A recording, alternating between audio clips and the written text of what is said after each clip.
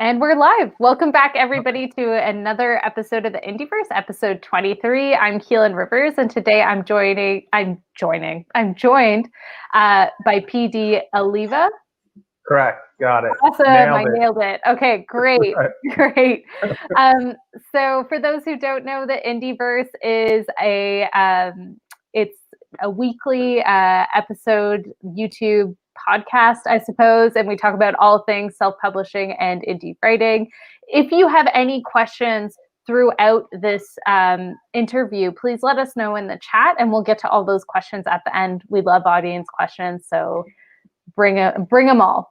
But right now, I'm going to turn it over to PD to quickly introduce himself before we jump into all the questions. So, PD, I'll turn it over to you. Thank you. Got it. All right. So, PD Alleva, I write science fiction and horror novels as well. And I have 6 published books. My newest is a dystopian sci-fi about alien vampires at the end of World War III.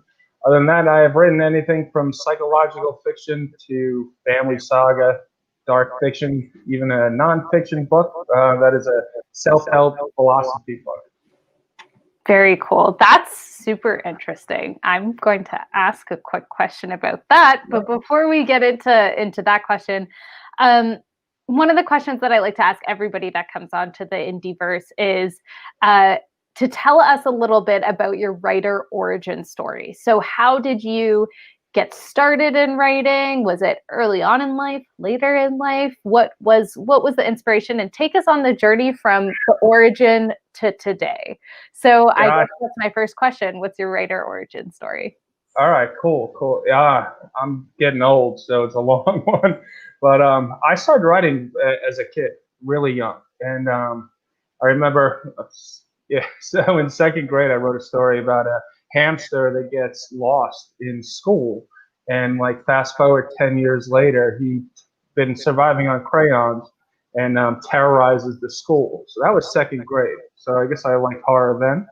Watched a lot of B-rated zombie movies, thanks to my dad and a wonderful invention back then called the VCR. And I've been writing ever since. I wrote first full-length novel when I was 12 years old, and that was a sci-fi fantasy based on a dream I had, coupled with Dungeons and Dragons and The Hobbit as well. And since then, I've written so many books, it's unbelievable. And most of the time, I would just take them, so I'd write them, handwrite them. You know, I had my pen, I had my 5-subject notebook. I loved it. Everywhere I went, I had that notebook, I had my pen. I've written a lot of novels, and it took me a long time to actually transfer over, to actually start writing, on the computer. So that was definitely a bit strange. I was afraid to do so for a long period of time, thinking my creativity wouldn't be the same, but I was wrong. So, and I'm glad I did.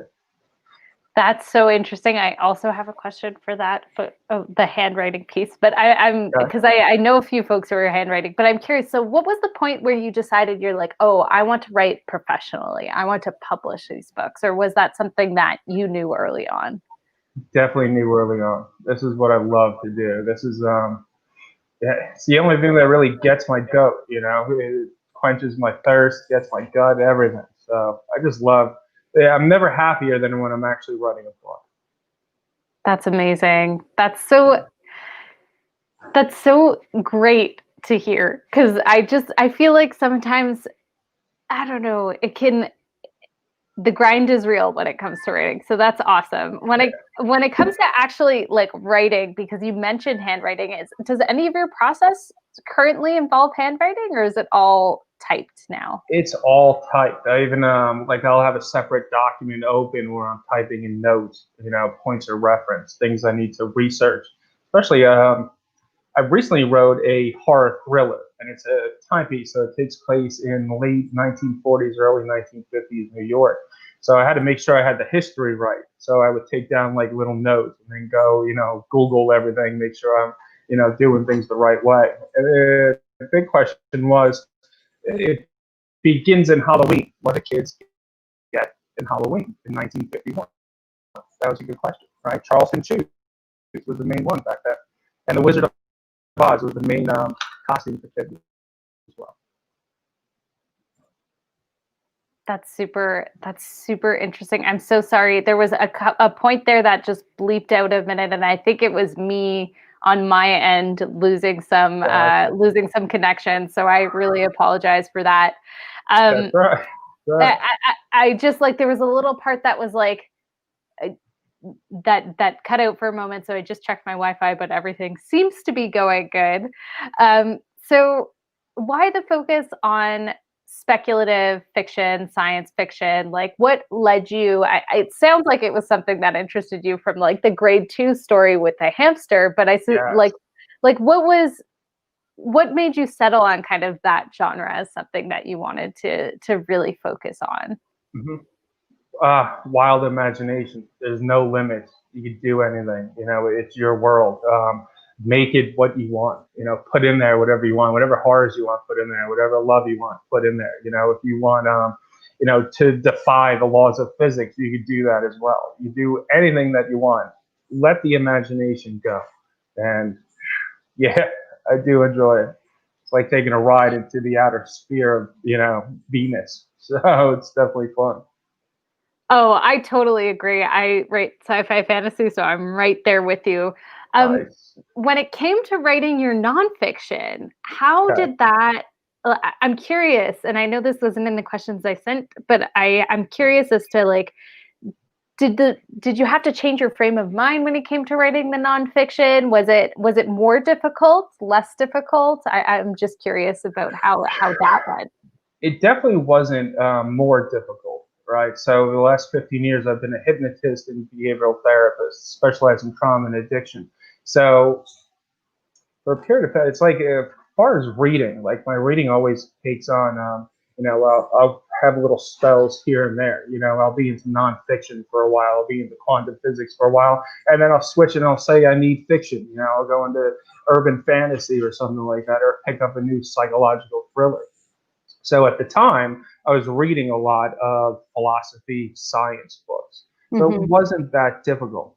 Plus, the training that I had was all kind of put in there.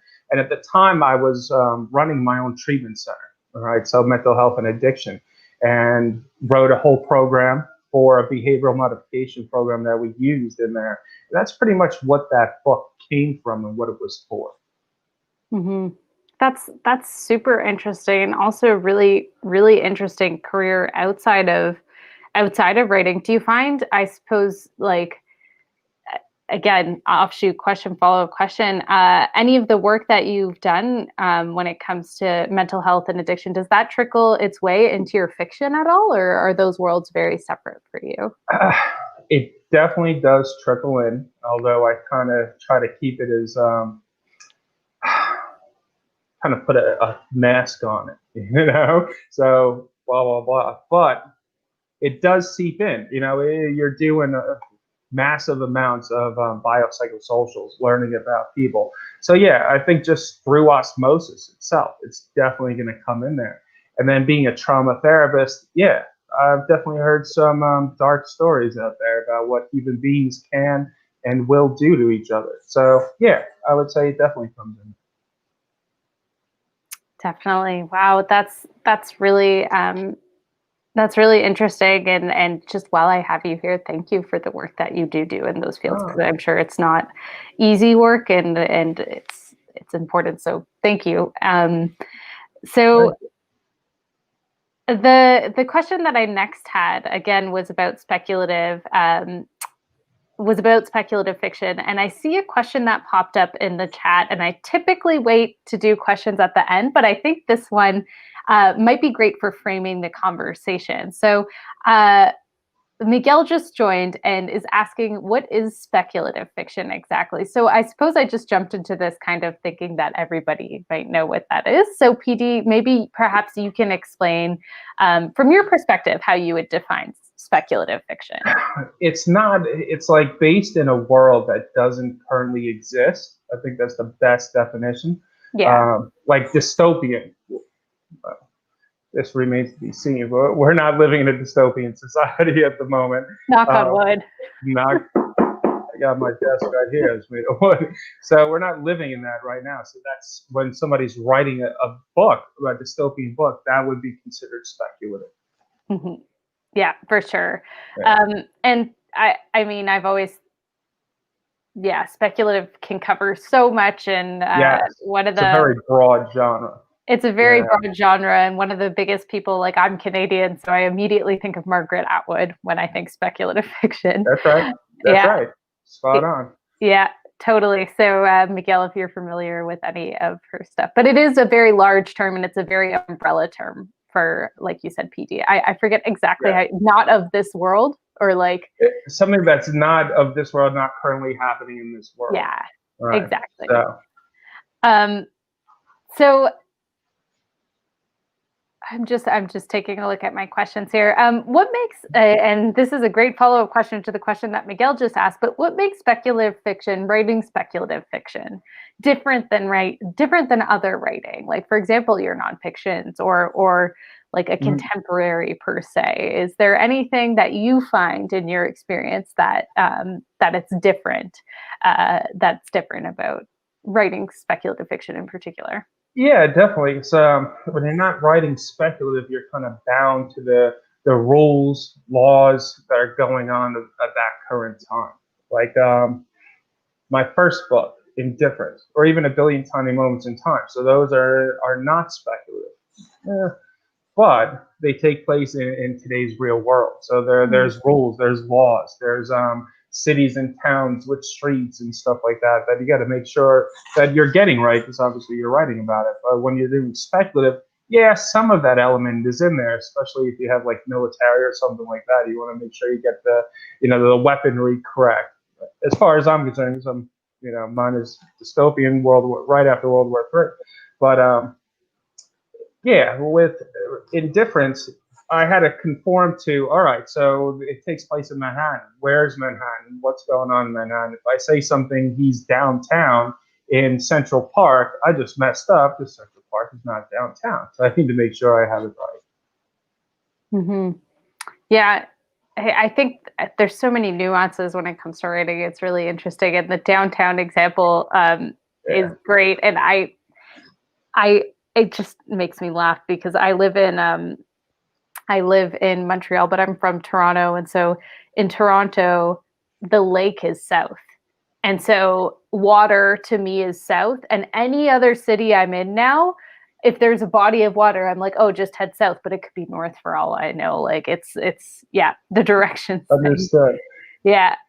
So what inspired you then to write in this realm? I know we chatted about that a little bit, but like, what was the it sounds like you said it was something that you are always interested in, but was there a particular like inspiration when it comes to like a movie, a book, or a TV show? I think you said a lot of B-rated zombie movies, so I'm just curious, was there any big like headline movie, book, or TV show that inspired you to get into speculative fiction? Ooh, good question. Recently, let's go recently, more like The Matrix, right? Mm-hmm. I got tired of Star Wars and what they did with it. Sorry, anybody out there, but where I come from, back in the day, Star Wars is what we grew up on. I think I was 2 when the first movie came out. So what they did to it, I did not like in any way, shape, or form. So pretty much as a counteract to say, hey, this is a better book and a better story, there you go. But definitely The Matrix, huge, huge influence. The Matrix, I love The Matrix. But then you could go back. So yeah, the original Star Wars, Star Trek. Think about The Thing, John Carpenter's The Thing. Another John Carpenter movie, They Live, and then another John Carpenter movie, Big Trouble in Little China. As you can tell, I'm a John Carpenter fan. Halloween as well, but that's not part of this. That's hard.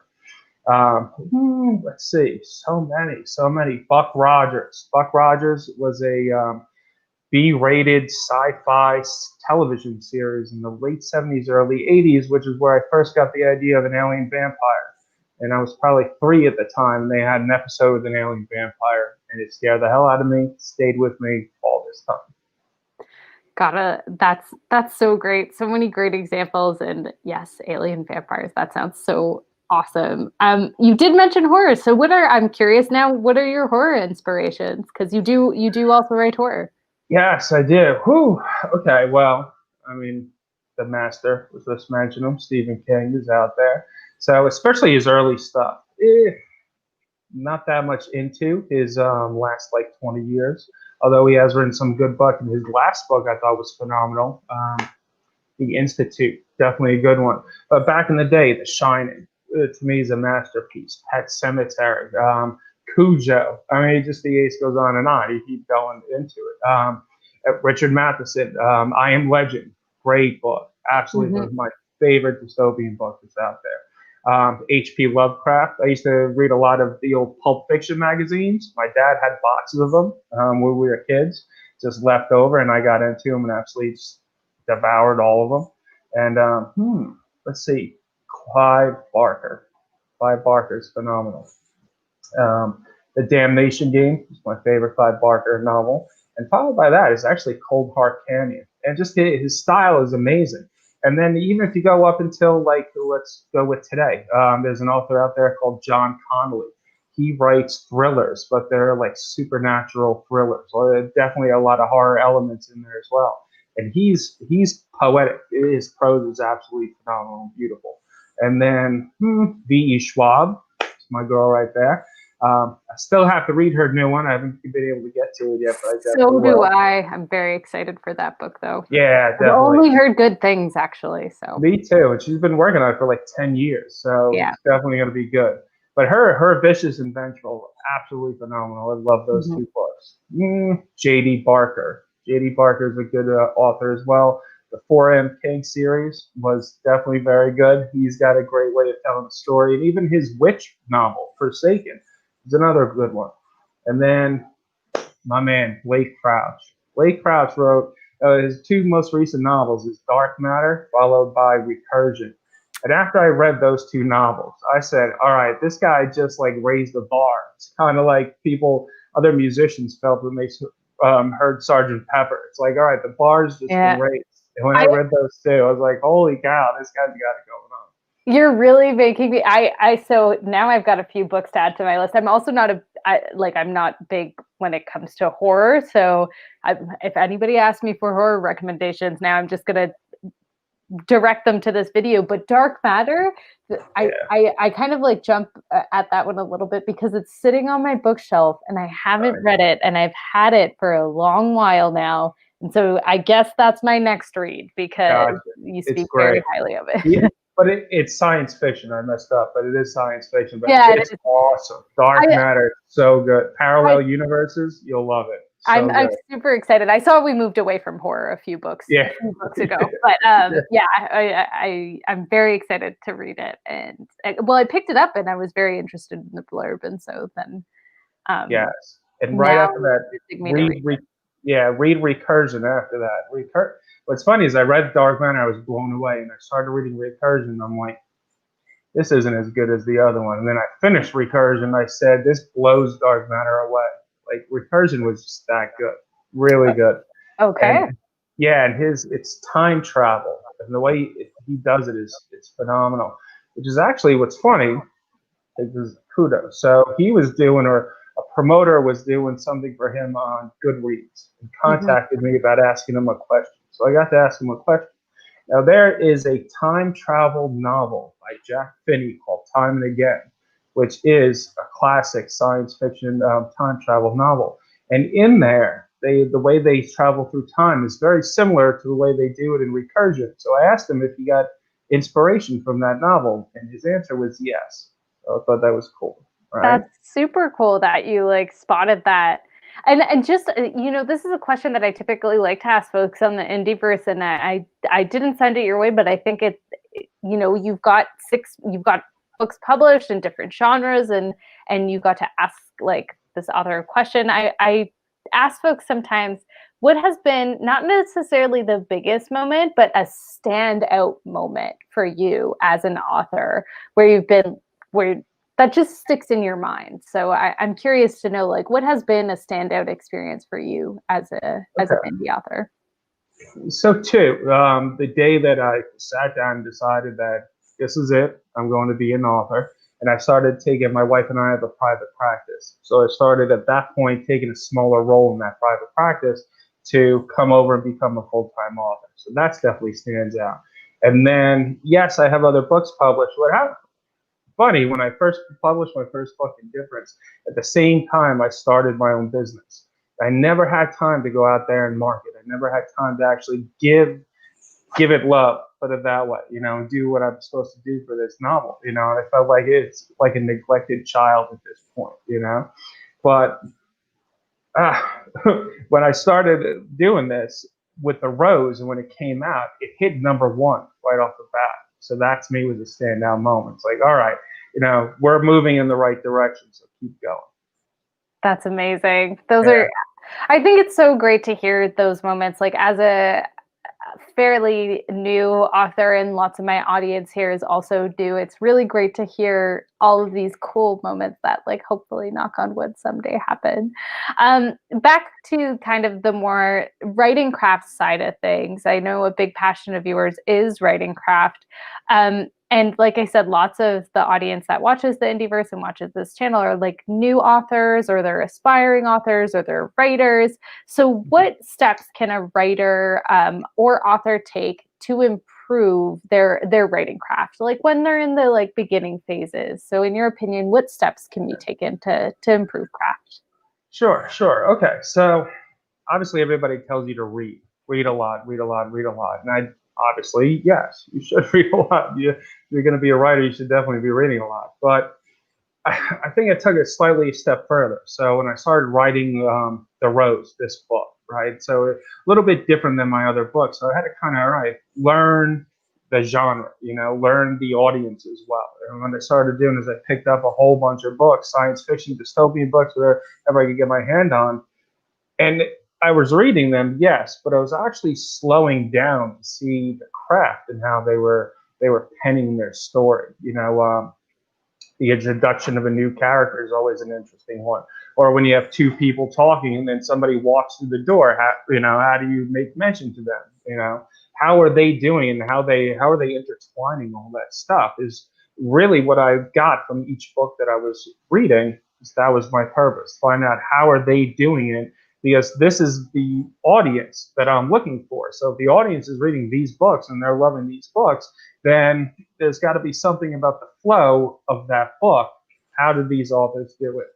So I would read very slowly, obviously go through, but then I'd go back. How did they do this, and how did they do that? And make little notes in the margin, or put a dog ear in there. And what are you going to do? That's the way to do it, right? So that's a good way to get it. 100%. And then, all right, so action scenes. I've never really written action sequences before. So I did a lot of research on action sequences. And you can go to YouTube. There's so many editors out there that have put on free YouTube videos to teach you how to write an action scene, what's good and what's best.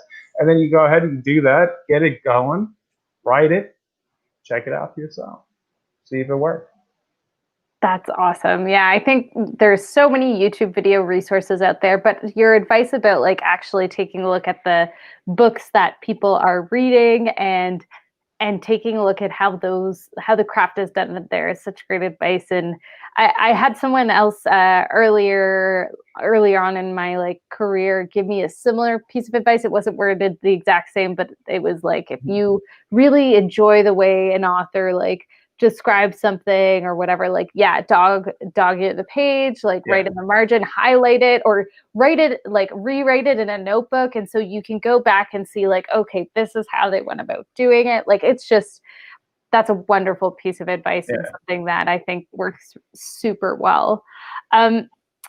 With regards to writing craft, are there any, and the only reason I ask this is because in an IndieVerse episode that we did like just earlier on, there was talk about Scrivener. And so I'm curious, like with regards to writing advice and writing craft and writing tools, are there any writing tools that you have kind of in your belt as an author that you like to use on a more frequent basis?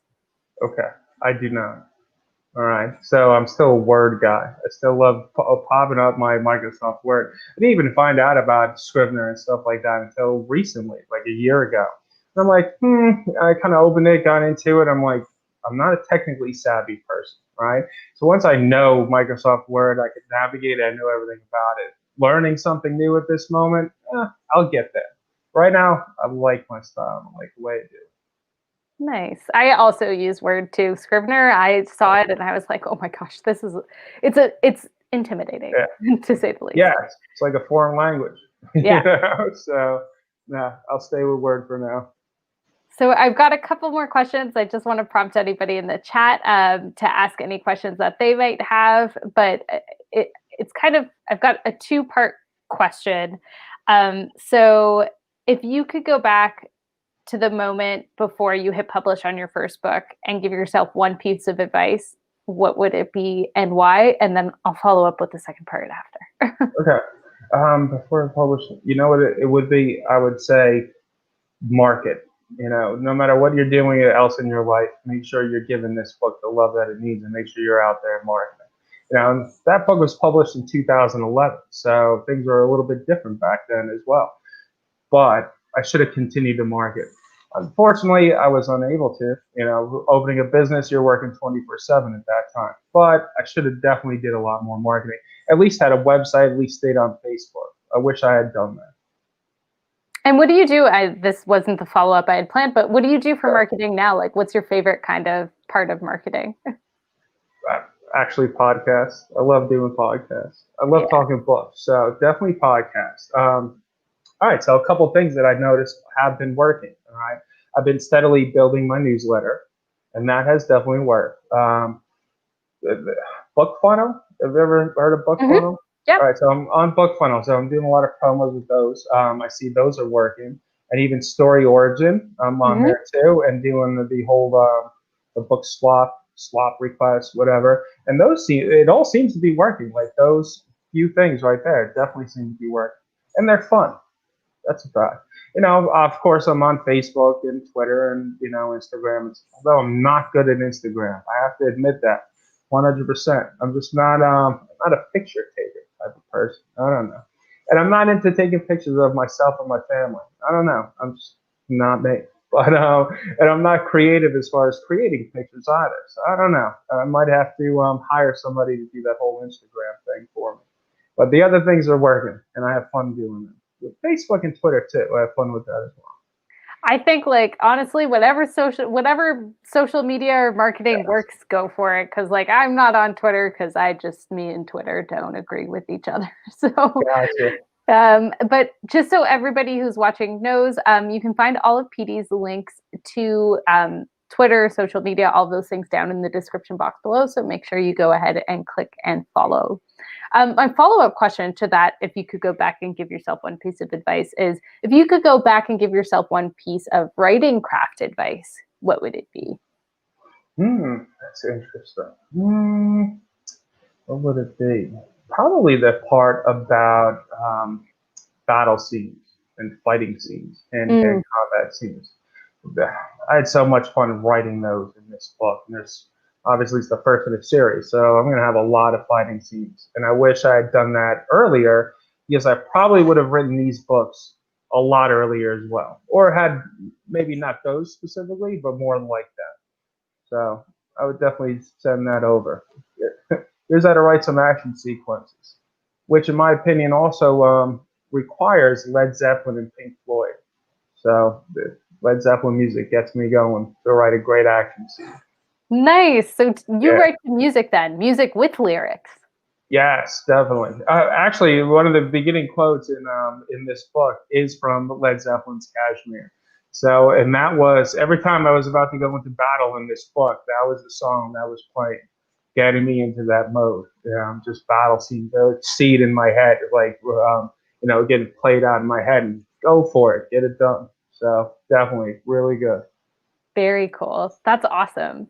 And so if you could, and I know this is like maybe a little bit difficult in like choosing a favorite child or something like that, but if you could recommend one of your books for anybody watching right now to start with, which book would it be? And could you tell us a little bit about it?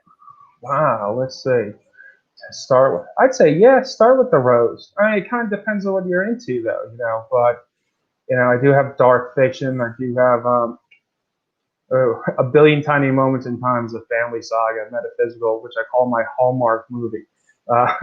Indifference is a psych thriller about a misdiagnosed paranoid schizophrenic who discovers he has the powers to heal. So, but the Rose is definitely my favorite at the moment. My favorite child, I guess you could say. So I would definitely start there. And it's dystopian science fiction action thriller, and it takes place immediately after World War III, where human beings all of a sudden discover that aliens do exist. Not only do they exist, they are in cahoots with the elite humans to turn the human population into easily controlled zombies. So it's definitely a wild ride. It's a lot of fun, and they actually they engage. So the alien vampire is a little bit different. All right, so they're sophisticated, they're intelligent, they live in Hollow Earth, Middle Earth, and they have an entire society down there, which is you'll see in part two, volume two, and I can't wait to start writing that actually. And they have this martial arts practice called Kabuto Tonfa. All right, so Kabuto Tonfa is with think of a police baton. All right, so where am I? So you got the handle in your hand like that, and the baton goes down like that. But instead of wood, keep missing myself. Instead of being made of wood, they're made of steel. So when they're battling with they're called the blades. They're battling with these blades, and it's martial arts. Hence, that's where I get the Matrix type of inspiration came from. That the Matrix coupled with Star Wars and lightsabers, and so they're battling. It's really bloody. It's really action packed. It's a lot of fun. That's so awesome. And so when you go about writing a story like that, what's your favorite element to write? Is it the characters, the world, the action? There's so many different things you can play with in like speculative fiction and sci-fi and dystopian and all of those things. So I'm curious. I love writing my villains.